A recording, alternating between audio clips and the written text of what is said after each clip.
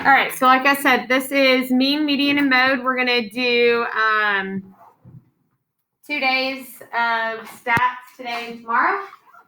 When we come back from Thanksgiving, we're going to knock out probability. It'll probably be like 3 or 4 days worth. And then whatever days we have left, we'll review for our state test. And then that next week is all the state tests. So we're almost there. Okay. And then after that, it looks like we'll probably be doing, again, we have not met with our Algebra 2 group, but it looks like we'll probably be doing some kind of final that last week. So once I have that under wraps and know what's going on with that, I'll let y'all know. And that's after the state test during that finals week. Okay. So once we get to that point, we'll worry about that after Thanksgiving. All right. So like I said, we're going to look at mean, median, and mode. So mean, of course, is our average. We take the data values, add them up together, and then divide it by how many values we had. We will find our mean. But something new you probably haven't seen before is that notation up there. The X with the bar over it is what mean, like they'll use to denote the mean. So your calculator uses it, the book uses it, problems will use it. Just make sure you're familiar with that X with the bar over it.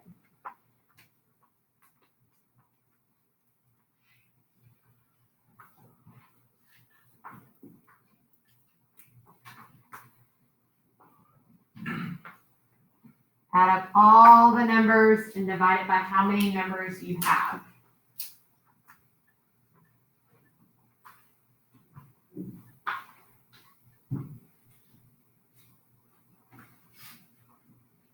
And this should be a review, I'm hopeful. But again, if not, you have to learn it for the first time, and that's okay too.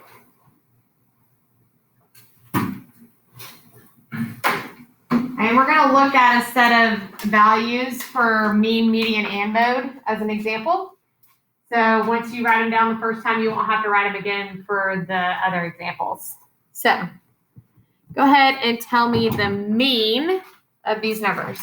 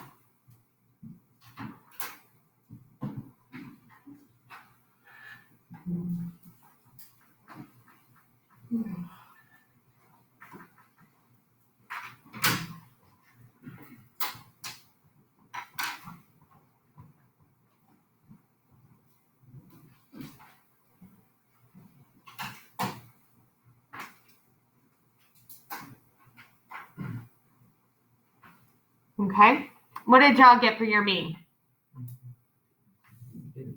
15, okay. Add up all the numbers and divide it by, the hardest part here is probably counting the numbers just because it's not right in front of you, okay. When it's right in front of you, it's easier to count. But yes, we had, 9 numbers, was it?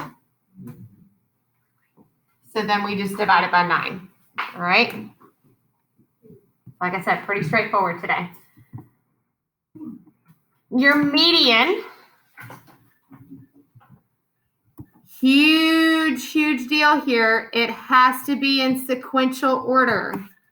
So you have to order your set of values, numerical, sequential, whatever you want to call it, order, and then find the middle. If there's 2, you'll find the average. So you'll add the 2 together and divide by 2. Okay, and that's what the example is down below. It ran into the issue where there were 2 in the middle. So they just added 3 and 4 and divided by 2 and got 325. Okay. The notation they'll use for this one is just MED. MED. And you'll see that in your calculator.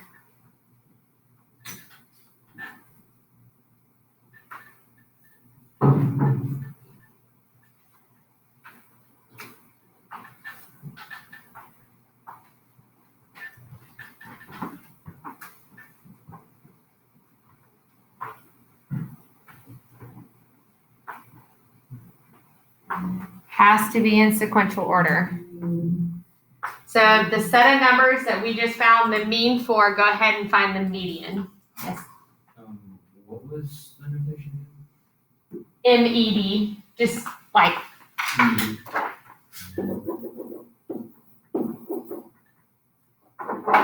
I wouldn't necessarily call it a notation as much as abbreviation, but that's what they use in your calculator. I just want y'all to be familiar where all of these are.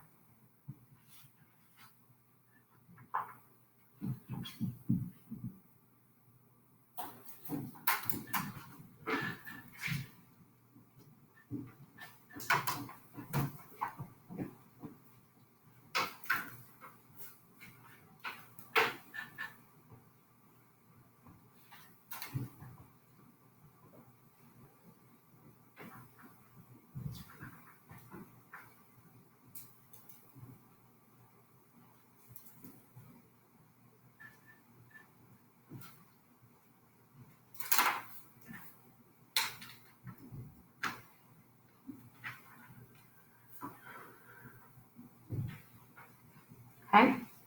So what did y'all get for the median of the data that we were already looking at? 14. I'm sorry? 14. 14. Okay. So again, you have to put these numbers in order. Let me fill this in for notes.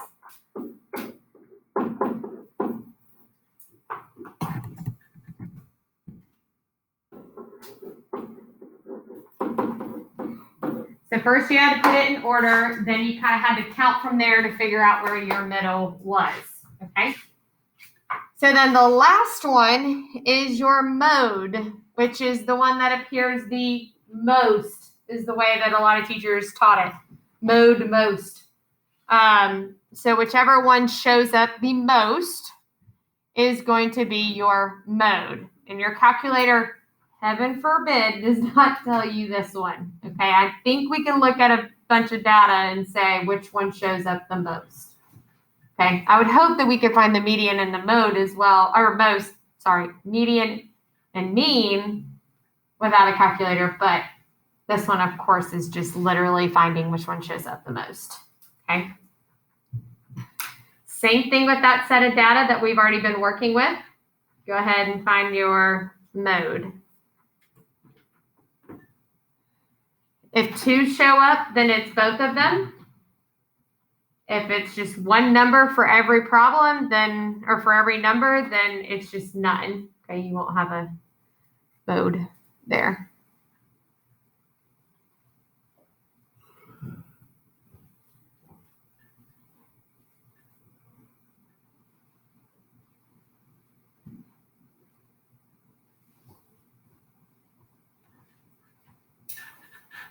Is there a notation for this one either? I'm sorry? Is there no notation for this one either? This one doesn't, your calculator won't do it. Oh, well, I know, like, when you write it down. Well, I'm saying like what I'm giving you, when I give you the notations is what it shows up in your calculator as. That's what we're going to do next.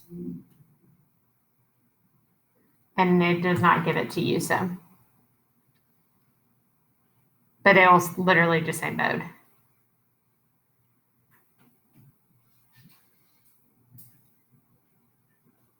Okay.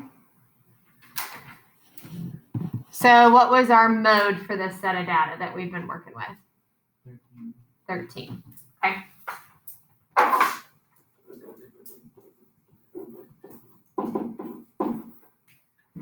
All right, so again, same stuff you've seen pre-algebra, algebra 1, all that jazz is still here, okay?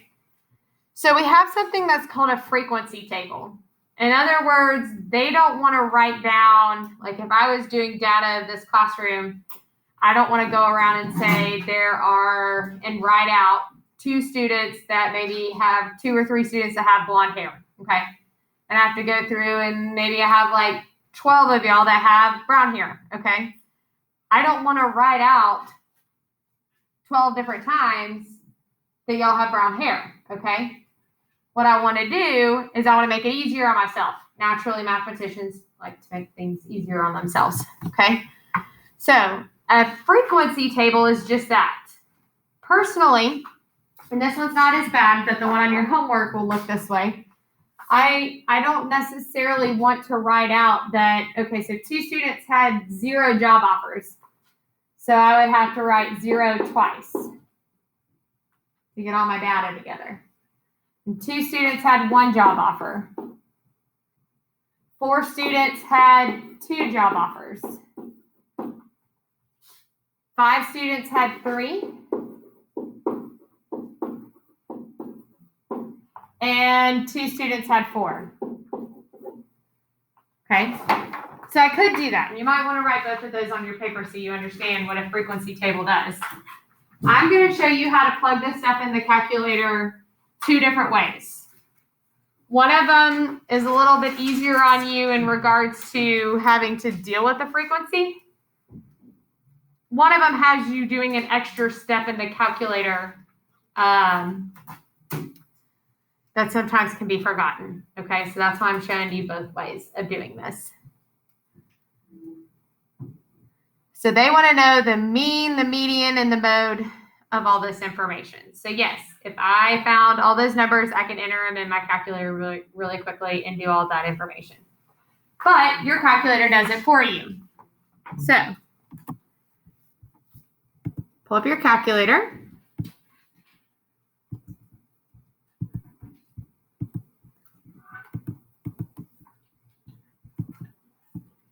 And go to Stat.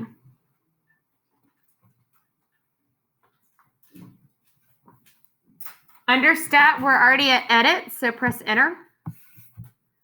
If you have stuff in your calculator, go ahead and go up to the top and press Clear Enter.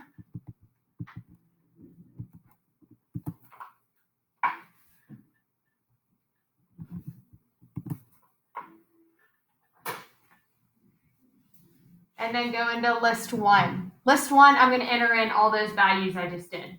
Okay. List 1, I'm going to enter in all those values I just did.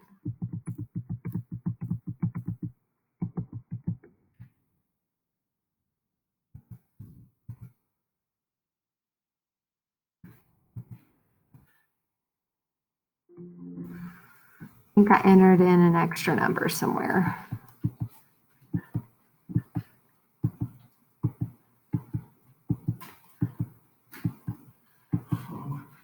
Yep. I'm gonna draw a little thing. What? The little thing with like the lines and going, this is the Q1 and the Q3, and you guys find the little thing in the middle. The quadrant. Are you having a meltdown? No, are we gonna have to draw that? Do we have to do that? Like the Do you know what that's called? No, I don't remember, but I do A very. box and whisker plot? Yeah, that. Please don't. Actually, it's term. Yes.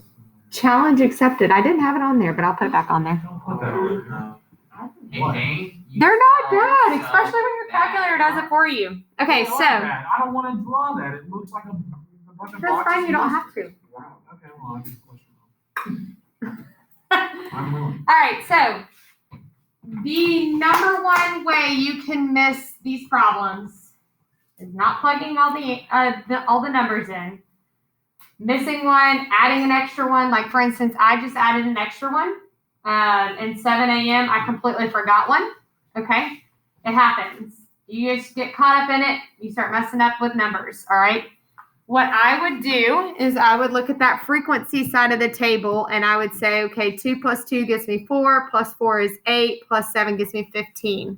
My last number here, it says L115.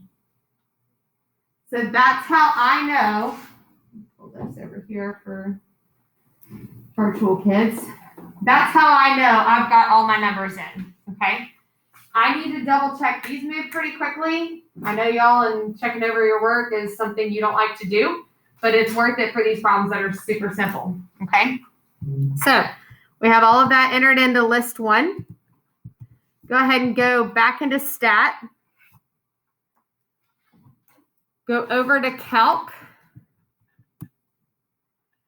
And in algebra 2, I don't know if you'll go into it in your stats classes, but we'll stay in the 1 variable stats. We're just going to stay there, the 1 var stats.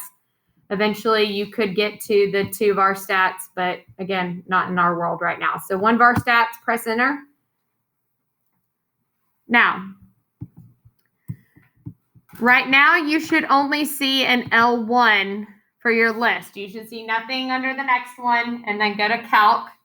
Or calculate, go all the way down, press enter. And your calculator gives you everything you need to know, except for some little things you might have to do a little extra work for.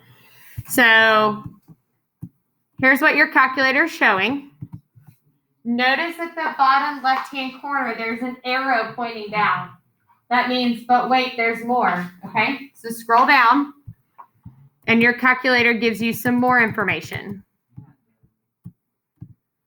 Okay. So then now our calculator's done the hard work for us.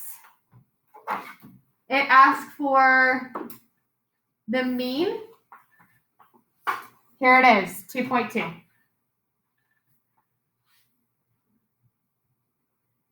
It asks for the median. Here it is. It's 2. And like I said, it does not tell you the mode, but I'm sure you can look at it and say, well, there were 5 students who got 3 job offers, so my mode should be 3. Okay. So your calculator will do all of this work for you. Now, let's say you didn't want to go through, let's say they up the numbers and they're like 14 students got 0 jobs. 17 students got 1 job. 35. You don't want to sit there and go, could you do it? Yep. But do you want to? Probably not. Okay. That's where we go back into stat. Let me show you how to do this without having to break apart the frequency table. So go back into stat. Go ahead and clear your list 1. And let's enter in this table into stat just like you would a normal problem. Your list 1 and your list 2.